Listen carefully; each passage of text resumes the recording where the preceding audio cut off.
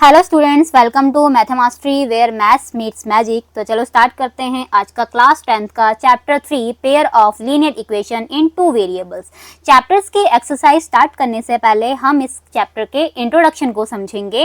And introduction में सबसे पहले हम चैप्टर का नेम क्लियर करते हैं। तो पेयर मीन्स होता है बेटा टू, वेरिएबल्स टर्म्स होती हैं जिनकी वैल्यू क्या होती है, फिक्स नहीं होती, नॉट फिक्स वैल्यू। लाइक आपके पास x है, y है, z है, इनकी वैल्यू कुछ भी हो सकती है और चेंज होंगी बार बार। इक्वेशन पॉलिनोमियल्स होती हैं जो इक्वल टू 0 होंगे। पॉलिनोमियल्स को जब तक आप इक्वल टू 0 नहीं रखोगे तब तक वो इक्वेशन आपकी नहीं बनेंगी। ये मैं आपको ऑलरेडी चैप्टर 2 में समझा चुकी हूँ, उसका वीडियो आप जरूर देखें, मैं आपको वीडियो का लिंक दे दूंगी।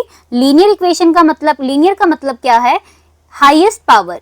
हाईएस्ट पावर को आप क्या बोलोगे, डिग्री बोलोगे। एंड जब आपकी डिग्री इज इक्वल टू 1 होगी तो वो इक्वेशन आपकी क्या होगी बेटा, लीनियर होगी। तो इस चैप्टर के आगे हम स्टार्ट करते हैं। सबसे पहले हम देखेंगे pair of linear equation in two variables की जनरल फॉर्म क्या होती है। तो जनरल फॉर्म को हम कैसे लिखेंगे, A X plus B Y plus C is equal to 0। Equal to 0 हो गया, इट मीन्स ये क्या बन गया, आपकी इक्वेशन बन चुका है। लीनियर कैसे पता चलेगा, आपके पास वेरिएबल यहाँ पे है X and Y. X and Y यहाँ पे क्या है बेटा, वेरिएबल्स हैं और इनकी पावर क्या है 1। जब पावर 1 हो जाएगी, हाईएस्ट पावर 1 है यहाँ पे, डिग्री 1 हो गया, तो आपकी इक्वेशन क्या हो चुकी है, लीनियर हो चुकी है। ए एंड बी एंड सी यहाँ पे क्या है, कांस्टेंट टर्म है, कुछ ना कुछ यहाँ पे क्या होंगे आपके पास, डिजिट होंगे। तो ये हमारी लीनियर इक्वेशन की जनरल फॉर्म होती है। The graph of linear equation in two variable is also a straight line। जब आप ग्राफ ड्रॉ करोगे linear equation in two variables का, उसमें क्या होता है, जो उसका ग्राफ होगा वो क्या होगा, स्ट्रेट लाइन होगा। Every solution of linear equation, यहाँ पे सॉल्यूशन का मतलब क्या है कि x है, y है, z है, जो इसकी वैल्यू होंगी 1 2 3 4 कुछ भी वैल्यू आएंगी x y z की, जब हम ग्राफ बनाएंगे और जो लाइन होगी उसमें ही ये वैल्यू आपको देखने को मिलेगी। नंबर पे, लाइंस पे जो आपकी वैल्यूज हैं लाई करेंगी।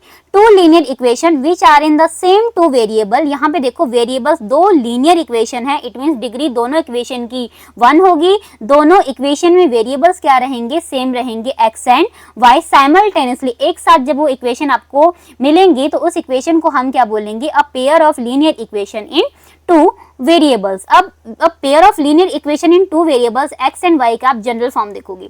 तो सबसे पहले जनरल फॉर्म सिंगल लिखते हैं, a x plus B Y plus C, ये लीनियर इक्वेशन की जनरल फॉर्म है, बट मैंने पेयर बनाना है। और अभी आपने पिछली स्लाइड में क्या सीखा है कि x एंड y में आपका वेरिएबल्स क्या होना चाहिए, सेम होना चाहिए। तो यहाँ पे हम वेरिएबल्स क्या रखेंगे, सेम रखेंगे। सेम एक दूसरी इक्वेशन लिखते हैं, a x plus B Y plus C is equal to 0। अब वेरिएबल्स क्या रहेंगे, सेम रहेंगे, तो वैल्यूज डिजिट्स क्या होंगे, जो कांस्टेंट टर्म है वो हमारी चेंज होंगी। यहाँ पे a1 होगा, यहाँ पे a2 होगा, यहाँ पे b1 होगा, यहाँ पे b2 होगा, यहाँ पे c1 होगा, यहाँ पे c2 होगा। और ये दोनों हमारी क्या है, pair of linear equation in two variables x and y। Solution set क्या होंगे, solution set is a collection of all those value of variables x and y satisfying each one of the equation in a given system of a pair of linear equation in two variables। Solution set क्या होंगे, मान लो हमारे पास equations हैं 2x plus, general example है 2x plus 3y equal to 6 and 4x plus 9y is equal to 8। अब यहाँ पे ये मैं फिक्स आंसर नहीं बता रही हूँ आपको, कुछ भी वैल्यू ले लो। मान लो यहाँ पे हमारी x की वैल्यू क्या आ चुकी है 1, यहाँ पे y की वैल्यू आ चुका है 6, x की वैल्यू और आ गया है 3, y का वैल्यू आ चुका है 4, एनीवन, ठीक है, कुछ भी आ सकता है।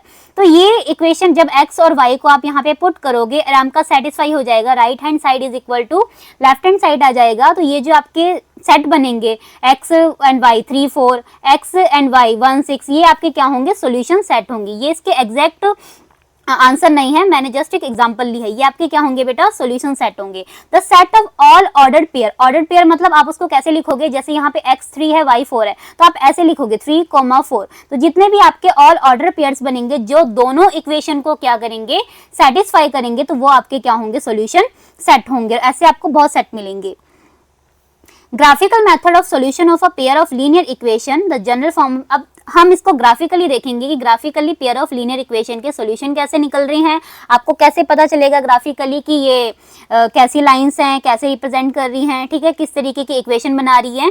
तो सबसे पहले हम इसका लिखेंगे general form a1x plus b1y plus c1 is equal to 0, a2x plus b2y plus c2 is equal to 0। ये क्या है? जनरल फॉर्म है लीनियर इक्वेशन पेयर में। दो पेयर्स हैं, सॉरी वन पेयर है लीनियर इक्वेशन का, ये जनरल फॉर्म है। अब हम सबसे पहले फर्स्ट कंडीशन देखेंगे।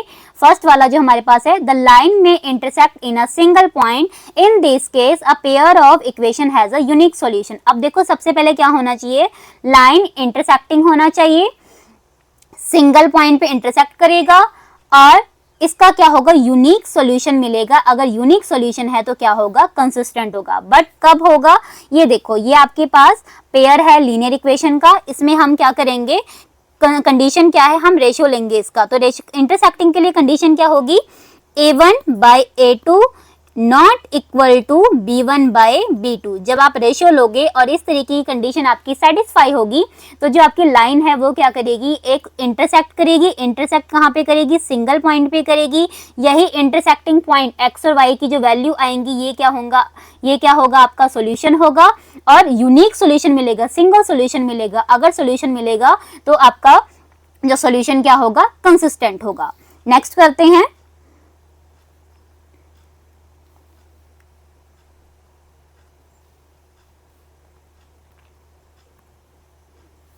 the line may be coincident. In this case, the equation have infinitely many solution. Infinite many solution. It means बहुत सारे solution मिलेंगे आपको। Line coincident करेगी। Co का मतलब क्या है, same point पे incident करेंगी सारी की सारी lines. In this case, the equation dependent pair of equation.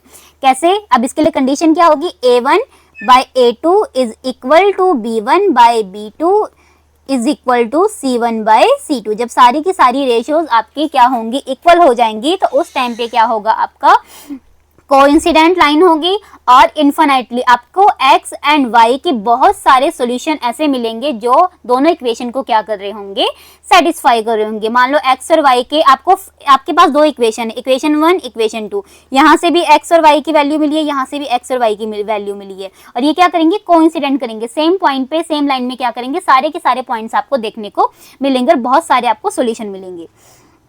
The line may be parallel in this case the equation and one more thing, अगर line coincident है, infinitely many solution है, तो आपका solution भी क्या होगा, consistent होगा। Okay बेटा, the line may be parallel, third point है, the lines may be parallel in this case the equation have no solution inconsistent। अब parallel lines कब होंगी and equation का कोई solution नहीं होगा, इसको समझो। इसमें condition क्या लगेगी, a1 by a2 is equal to b1 by b2 not equal to c1 by c2। जब आप रेशियो लोगे और इस तरीके की कंडीशन अगर आपकी सेटिस्फाई होगी, इट मीन्स जो आपकी दो इक्वेशन का लाइन बनेगा ग्राफ में, वो क्या होंगी, पैरेलल होंगी।